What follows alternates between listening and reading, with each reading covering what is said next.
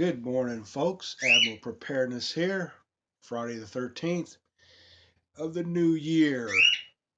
Everybody out there has been talking about emergency preparedness and food and water and ammunition and guns, and none of them are talking about this. It's called a book. This is from 1987.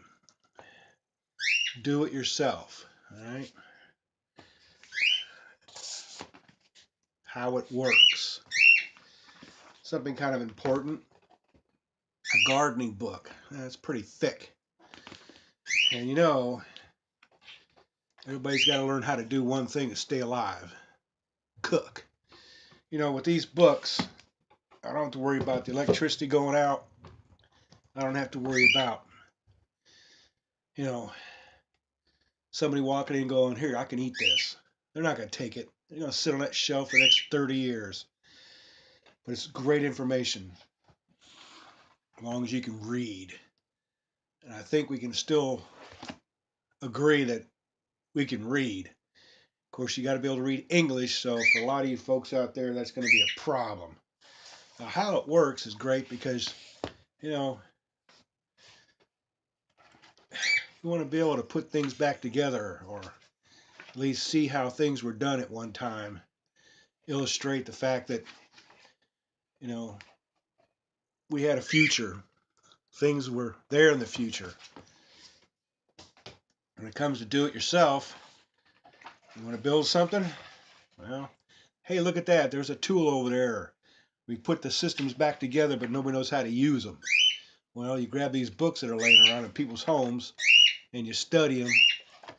Next thing you know, you're smart again. Now, when it comes to cooking, there are all kinds of things you can do.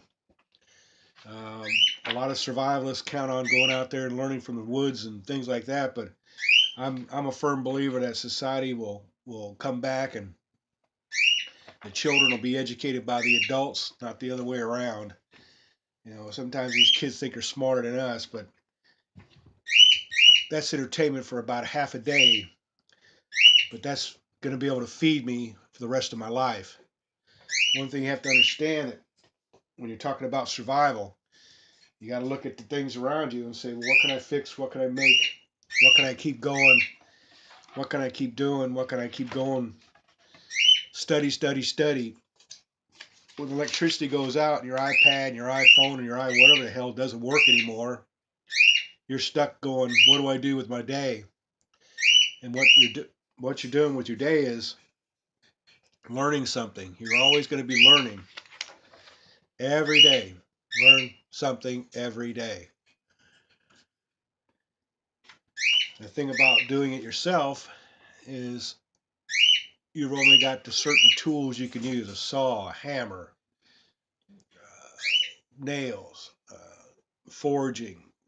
When we're putting the world back together after an EMP or a massive tornado or whatever the heck the planet Earth can put on us, nature's payback. Nature's payback.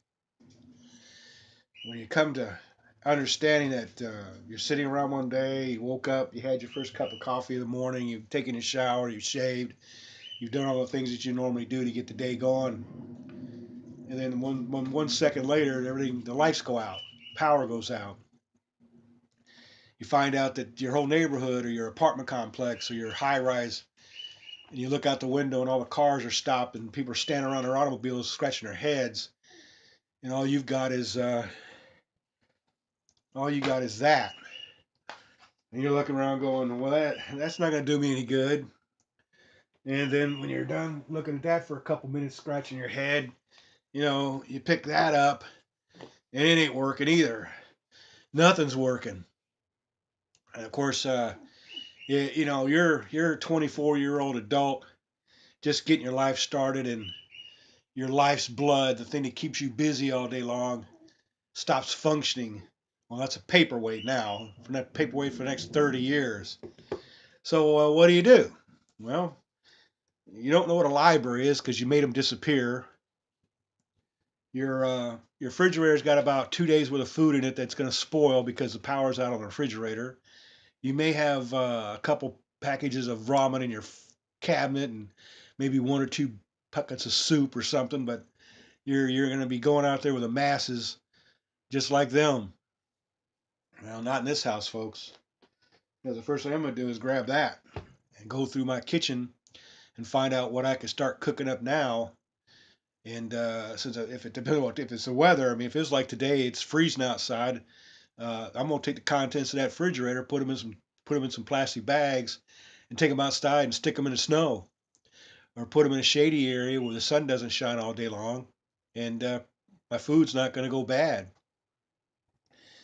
I'm gonna grab my clipboard and pencil and go through the cupboard, and I'm gonna figure out how to take that food and make it last as long as I can while I'm waiting for whatever's going on to come to my door and tell me. Now I've got emergency radio and battery crank radio and things like that, but you know, other things are it's called do it yourself. You know, you gotta figure it out yourself, but you gotta have the material. And I can guarantee you right now that about 65% of American homes, you don't find these around. They all they're all sitting on their computers and their small devices, and they're not going to be able to understand that this is a book. The only thing that's going to destroy this book would be a fire, water, or anything that like a vandal or whoever. But guess what? It's daily entertainment. It's reading. If you look up here, that's a bookshelf, and that's one bookshelf. That's about three. That's a whole wall right there, folks. That's just filled full of information. The libraries today are starting to cut back. I heard several stories of libraries where they're going digital, so you don't even have a reference book guide. You can't even find a place to, because they're depending on that. I understand it. I'm all for the future. Believe me, I'm a person that grew up watching Star Trek and watching the man go on the moon, and there's more computing power here than the entire Apollo program put together.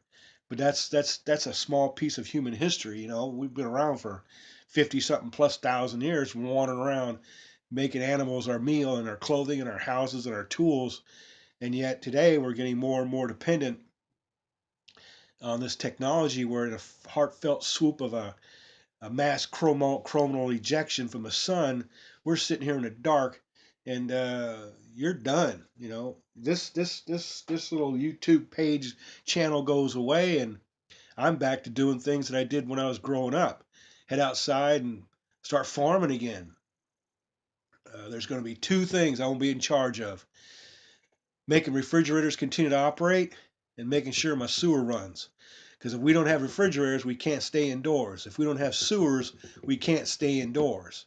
You got to understand that where you live along the sewage treatment plant route, the higher up you are, the better off you are. The lower you are, you're going to be closer to that sewer treatment plant.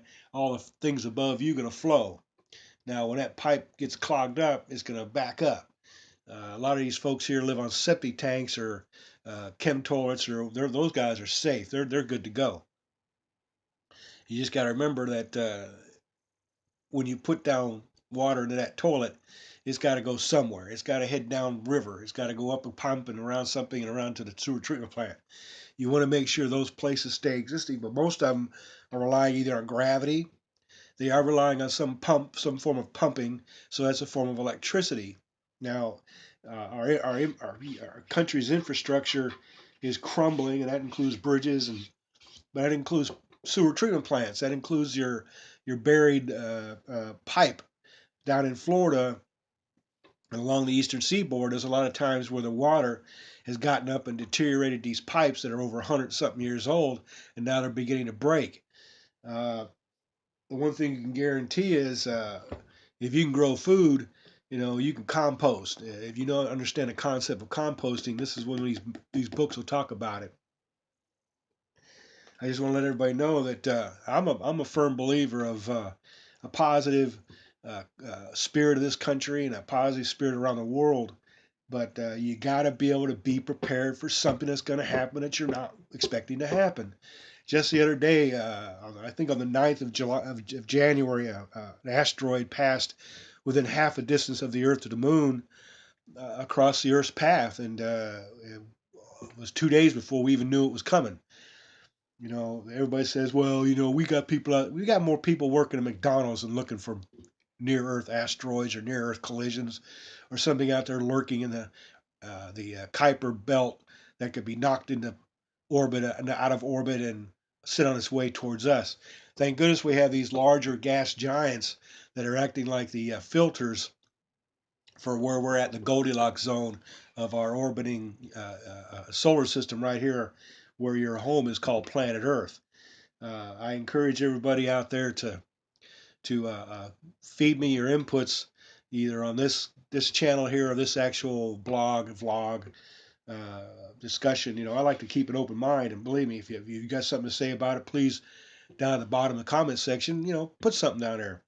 I'd also like to welcome a couple new subscribers.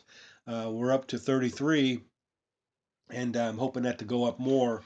If you've got any suggestions about things, like I was mentioning the other day, I'm now on a drug that I have to continue to take for the remainder of my life in order to keep my blood thin enough so it doesn't clot.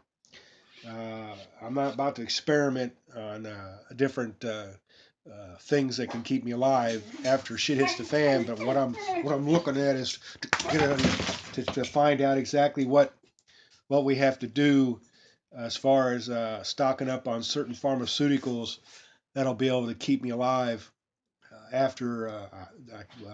Once I can't get my supply, I got about 90 days, and I'm done. So what I'm going to do now is, now that I'm on a permanent drug, my goal is to find a substitute, something that I can actually depend on when that material becomes unavailable, and or figure out a way to get multiple quantities of it for at least a year. Because if we do have an EMP or something that causes the supply stream to disappear, when it comes to doing it yourself, I don't think I want to be a pharmacist or a chemist or a biochemical. I don't think I want to be. I don't think I have. I'm not. Look, if I was a pharmacist right now, I wouldn't be sitting here talking to you. I'd be out there making money selling drugs to people who need them. Pharmaceutical companies spend billions of dollars a year, and all I need is one pill every day to keep me alive, so my blood doesn't clot, causing my uh, causes me to die. So but that's the fact of aging. We all get old. Now, in saying that, I want to make sure that you people understand that I'm not giving up on my preparedness. I'm just going to take a step back and figure out a way to keep going in the advent that I can't get those medications. Everybody talks about holistic medicines, herbs, and all the things that we've had around for thousands and thousands of years. But we keep coming up with these different diseases or different disorders that are genetically enhanced through, you know, the human species evolving, or we keep procreating and we keep adding more and more genetic uh, differences into our human species. Someday, like I was watching a show last night. I don't know if you ever seen it or not, but it's a great show. Pure Genius, where a gentleman had come into a hospital and had a disease that was created by the tick.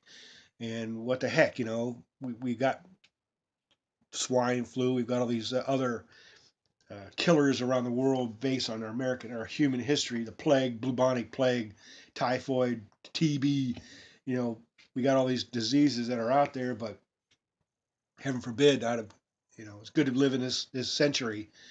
Uh, there's two things that you have to understand when it comes to the human species. We're vulnerable to any type of biological, chemical, or environmental attack nature or our own species can put upon us. But don't let me ramble on. I don't want to get you guys bored and find yourself leaving me. So I'll talk to you soon. Admiral Preparedness here. Take care of your country. Take care of your family. It's the only two things you can depend on. Bye.